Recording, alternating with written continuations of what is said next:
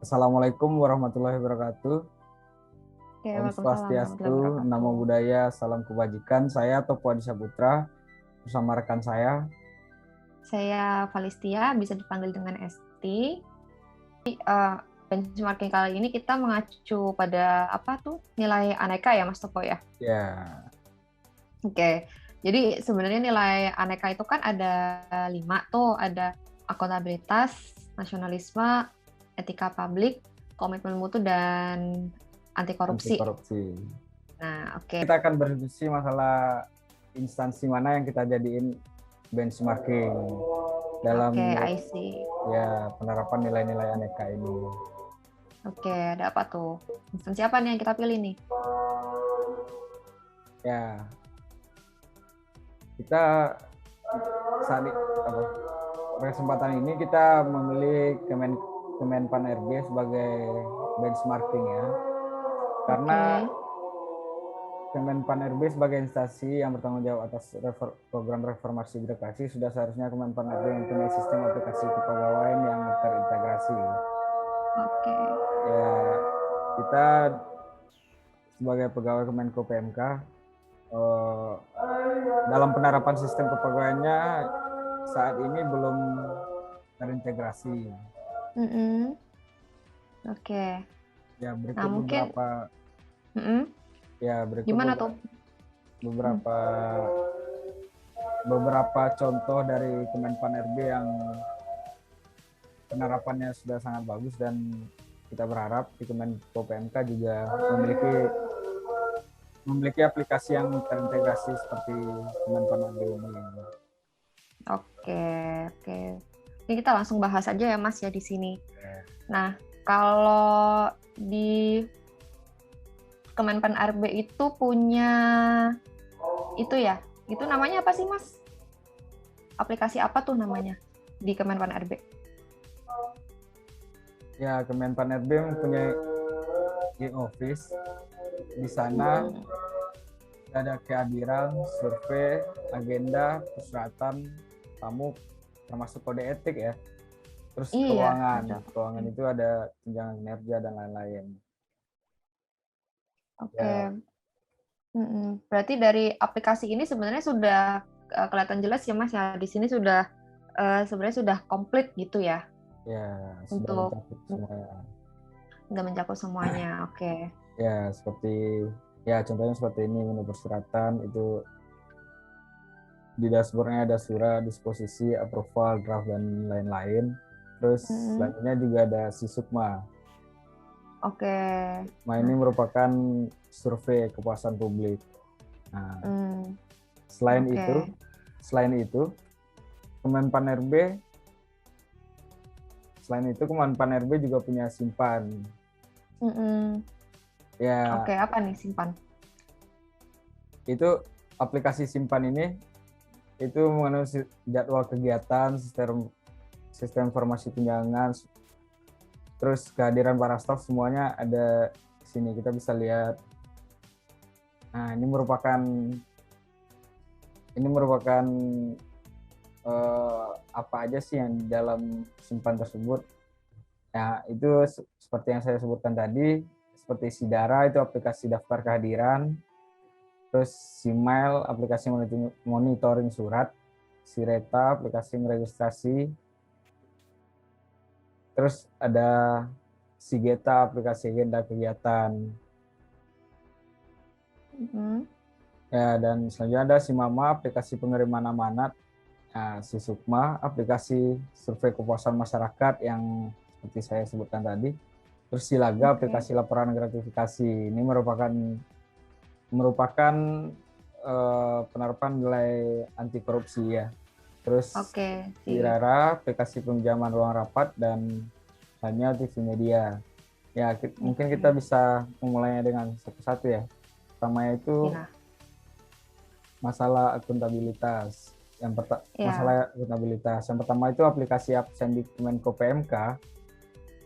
Itu Kemenko PMK sebenarnya juga punya aplikasi, tapi aplikasi Sintegra ini saat ini cuman baru sebatas penggunaannya itu baru sebatas absensi. Betul. Ya, jadi memang selama ini kalau di Kemenko PMK itu lebih ditekankan untuk absensi aja ya. Dan kalau misalkan kita mau ngecek gimana hasil tukin kita pada bulan itu, kita harus pakai sistem lain ya Mas ya, namanya SIPK. Sedangkan beda banget sama di Kemenpan RB gitu, di mana di aplikasi e-office mereka itu sudah include gitu kan semuanya, pelaporannya gitu, semuanya kan udah dalam satu aplikasi.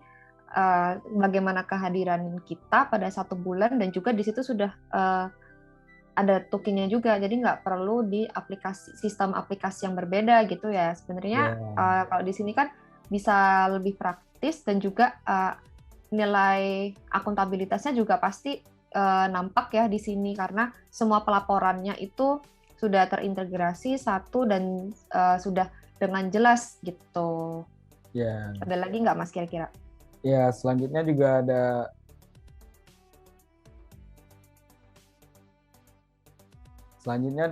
ada kalau di simpan tadi, di aplikasi simpan tadi itu ada aplikasi agenda kegiatan. Terus ya betul, ada agenda. Terus juga ada aplikasi Sirara, aplikasi peminjaman ruang rapat. Jadi di aplikasi simpan ini itu sudah itu sudah terintegrasi. di sini sudah terintegrasi semua yang mengenai rapat, seperti aplikasi peminjaman ruang rapat dan aplikasi agenda kegiatan tadi untuk mengingatkan pimpinan mengenai jadwalnya. Sedangkan di Kemenko PMK untuk peminjaman rapat kita harus mengakses website lainnya. Rapat.kemenkopmk.go.id ya Mas ya. Biasanya kita masih pakai maksudnya sistem ini belum di dalam satu aplikasi khusus gitu. Yang bikin kita sebenarnya lebih praktis aja kan kalau misalkan pakai satu aplikasi tersebut gitu ya. Terus kalau nggak salah tadi di awal-awal kan kita sempat bahas soal persuratan ya Mas ya. Nah, kalau misalkan ada surat yang masuk atau ada surat yang keluar, itu kan sebenarnya kita juga memerlukan pencatatan gitu ya. Either itu dari instansi mana, nomor surat berapa, dan disposisinya ke siapa, terus kemudian statusnya seperti apa. Nah, itu kan kita sebenarnya juga perlu tahu. Nah, kalau di Kemenpan RB di sini kan dia sudah ada gitu ya di dalam disimpannya sendiri kan ya. Di situ juga sudah bisa ke tracking gitu, sehingga itu mempermudah kita untuk dalam bekerja, dan juga di situ sudah terrecord juga gitu, ada buktinya gitu. Jadi semua karyawan juga akhirnya bisa aja tahu gitu bagaimana apa aja surat yang masuk, dan juga sebenarnya surat ini tujuannya disponnya ke siapa gitu kan. Kalau setahu kami ya di sini di Kemenko PMK kayaknya belum semuanya menggunakan suatu aplikasi yang dikhususkan untuk persuratan, kearsipan persuratan gitu ya Mas ya. Ya benar. Di simpan ini itu ada namanya Simail, aplikasi monitoring surat. Betul. Itu semua surat yang masuk ke Kemenpan RB akan terdokumentasi secara elektronik. Disposisi surat pun dapat dimonitor secara online untuk memudahkan pelacakan surat. Sebenarnya di Kemenko PMK ada sih seperti Sri Kandi, cuman belum pemakaiannya belum semuanya. Ya, jadi masih pengenalan gitu ya, dan belum sampai ke semua unit kerja yang ada di Kemenko PMK ya Mas ya. Iya benar. Oke. Ya. Terus lanjut aja ya kali ya. Ya lanjut. Selanjutnya itu. Wow, menarik nih, nasionalisme nih. Kira-kira apa nih? Jadi RB itu semua aparatur sipil negara di Kemenpan RB ini punya kebiasaan baru. Mau tahu nggak? Pada pukul 10 pagi mereka harus menghentikan pekerjaan sejenak, berdiri dengan sikap sempurna untuk mendengarkan lagu Indonesia Raya. Betul, oke. Berarti wah ini nasionalisme banget ya, ini ya udah jelas ya, mengingatkan kita kepada tadi yang penjelasan awal diskusi ada 4 konsensus bangsa gitu. Nah, itu mengingatkan kita pada hal ini gitu kan. Karena kalau kita di Kemenko PMK kayaknya untuk saat ini belum menerapkan ini ya. Kita harus berhenti sejenak untuk mendengarkan lagu Indonesia Raya gitu ya. Oke, nah menarik nih. Mungkin kantor kita bisa nih mengaplikasikan ini gitu. Ya, gitu. Selanjutnya etika publik. Oke, wah ini balik ke Simpan lagi nih.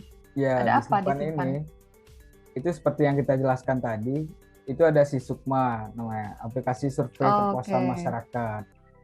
Survei kepuasan masyarakat menjadi pemicu kami dalam meningkatkan pelayanan terhadap tamu yang berkunjung.